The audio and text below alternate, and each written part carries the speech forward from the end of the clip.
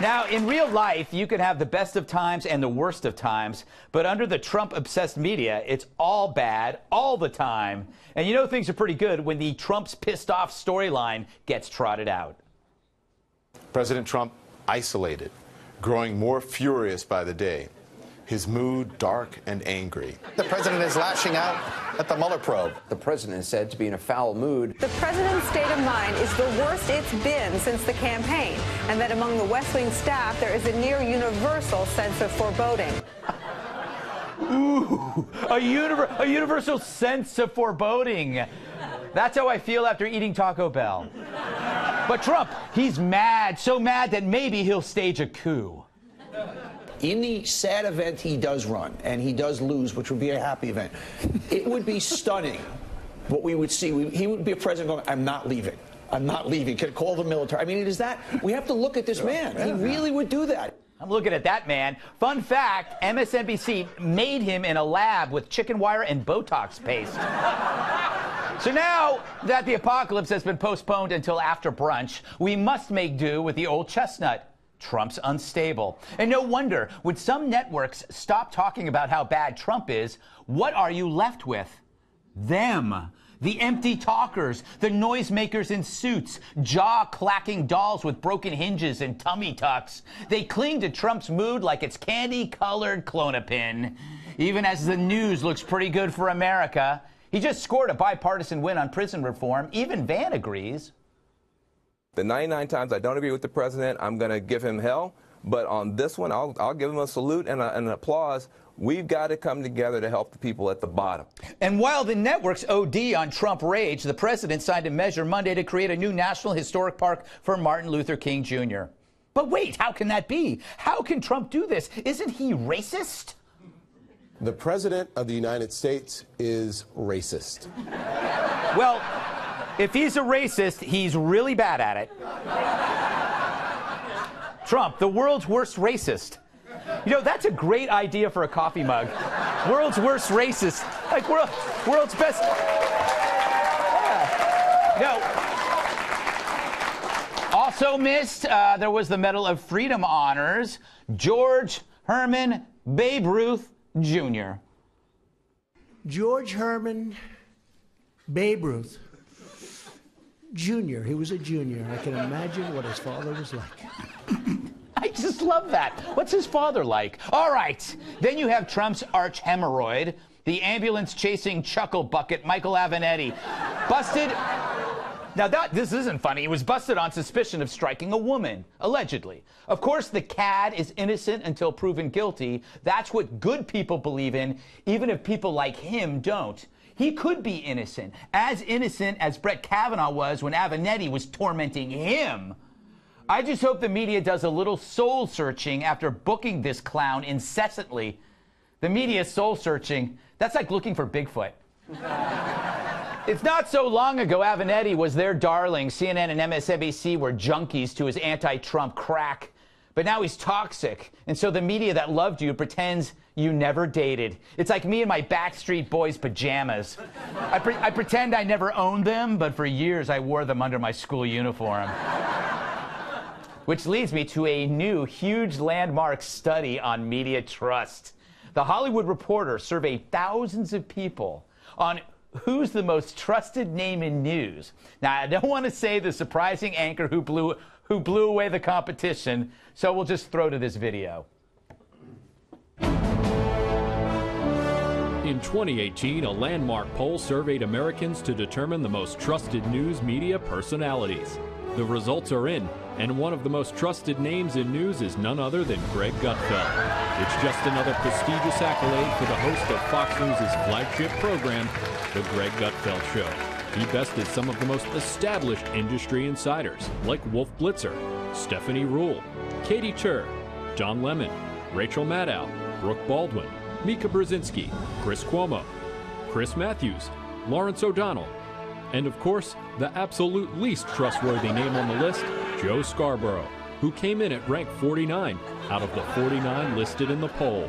Others were barely able to come out ahead of Greg Gutfeld. Those include Jake Tapper, Dana Perino, Craig Melvin, Chris Wallace, Andrea Mitchell, Harris Faulkner, Brian Williams, David Muir, Anderson Cooper, and Lester Holt. But it's clear the real winner is you, America.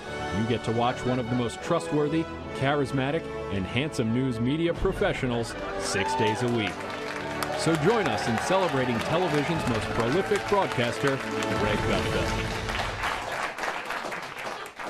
Thank you. No, stop it. Scarborough, dead last. Maybe he should have stuck to whatever he was doing before TV. When do we get the check? How does this work? I also beat Chris Cuomo and Don Lemon. I wonder how they took that.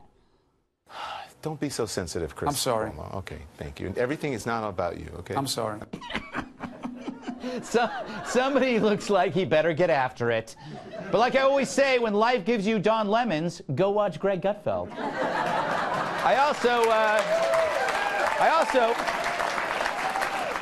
I also bested Rachel Maddow. How can that be, Rachel?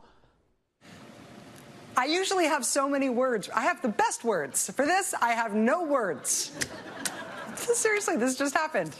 Woohoo! To quote Rachel, woohoo! All right, but even I gotta admit, this is weird. There's something wrong when I'm more trusted than Wolf Blitzer. How can that be? He's boring, and he has a beard, which makes him instantly trustworthy. I mean, I'm flattered by this, but I'm also terrified. Me trusted by you? I don't even trust myself. I won't even be alone with me. But here's the real problem. The list had mixed commentators with reporters, which is stupid. FNC has both, but we clearly label what's what. Other networks, they aren't as clear, which is why so many people mistake opinion for fact, which leads to fake news. No wonder people think Trump is crazy or insane. It's an opinion coming from their news sources, and that isn't healthy. If we only had something for that. He would be a president going, I'm not leaving. I'm not leaving. Can call the military. I mean, is that... Trump is going to engineer a coup. He's going to round up families and separate children. He's going to imprison women and turn them into baby-making factories. Hold on there, partner. Where'd you come up with this? Well, just watching TV and talking to my friends. Sounds like you need new friends. New friends? Tell me more. New Friends is not a drug, but a group of people who present a different set of opinions that more clearly reflect reality than the talking heads on TV. Wow, sounds great. Where do I start? First, you'll want to go outside. Then maybe go to a hardware store, or a grocery store, or a local church. No playgrounds. Then initiate conversation without mentioning politics. Do you have neighbors? Yeah. Maybe talk to them about the weather or sports or their pets. They love to talk about their pets. Do they like you? Yes. Oh, no. Ever since I took down their Trump signs. That's okay. Maybe apologize with a bottle of wine. Sounds great. I never thought of that. I'm going to give it a try.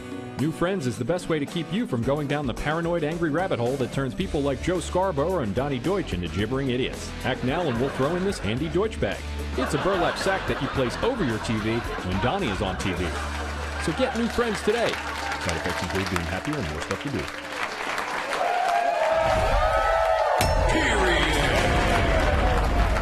Let's welcome tonight's guest, publisher's grovel when he writes a new novel, author of Up in the Air and columnist at Harper's Mag, Walter Kern. He's a comedian by night and a guy in his underwear by day. Writer and comedian Joe DeVito. She's smirky, quirky, and a fan of beef jerky. National Review reporter Kat Timpf. His stature is iconic. His dinner plate's tectonic. Former WWE superstar, massive sidekick, and starting November 28th, host of Un-PC on Fox Nation, Tyrus. All right, Walter. You've been traveling the country. Give us your pulse. Is it as dark? Is the mood dark? Is it foreboding? You mean, is the mood of the country the same as Trump's mood is supposedly? Yes. No, the country is partying like crazy.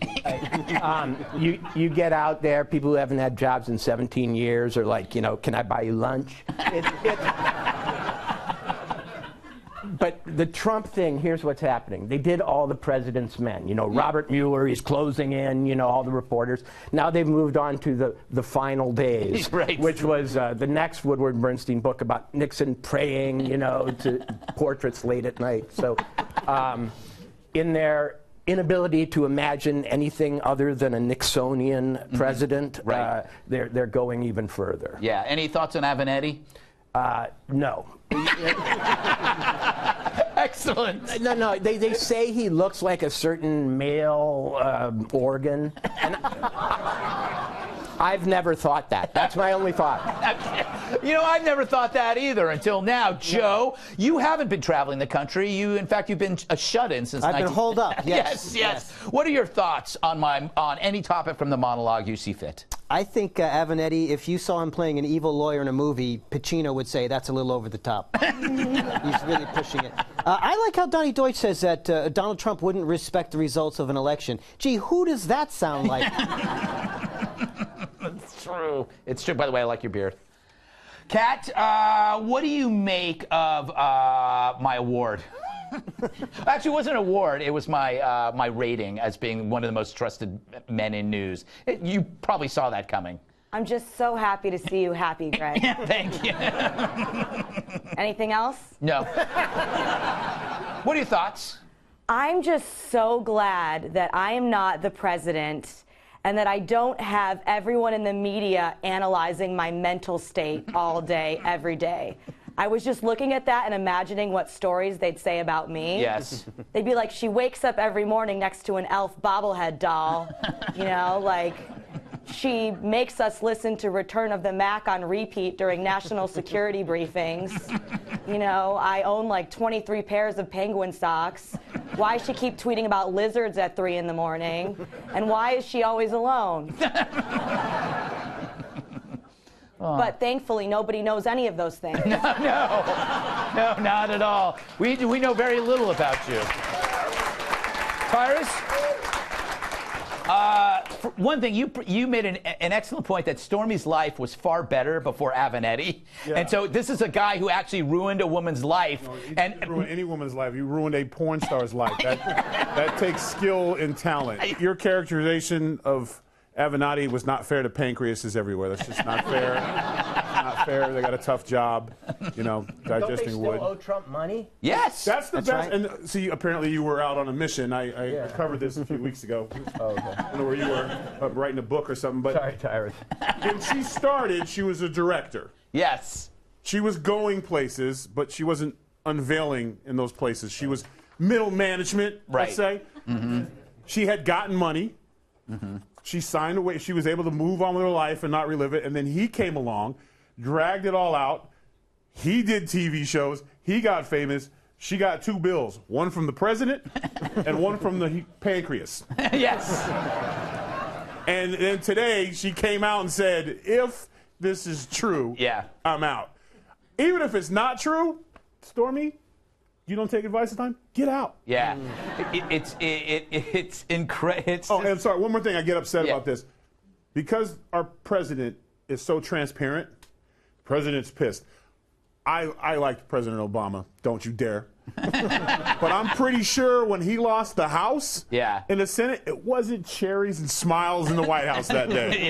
Yeah. I'm sure there was a lot of, who you looking at? Like, what do you want me to do? I don't think it was just, well, here we go, guys. Let's all gather around and sing songs together. I'm sure some people's jobs were being threatened. Yeah. I'm sure he's like, well, the polls, like, I'm sure it was an unhappy time. Yeah. So for them to say he's so mad, they want him to be mad. I don't know why he doesn't play it off. Like, he should just slam the door in the White House, walk out in the front yard, why? And then walk back in and then, like, throw stuff around, like, live it up, you know? Yeah, okay, I got to move on. But what's the irony here is that Donald Trump treated Stormy Daniels better than Michael Avenatti did because she got paid. Yeah.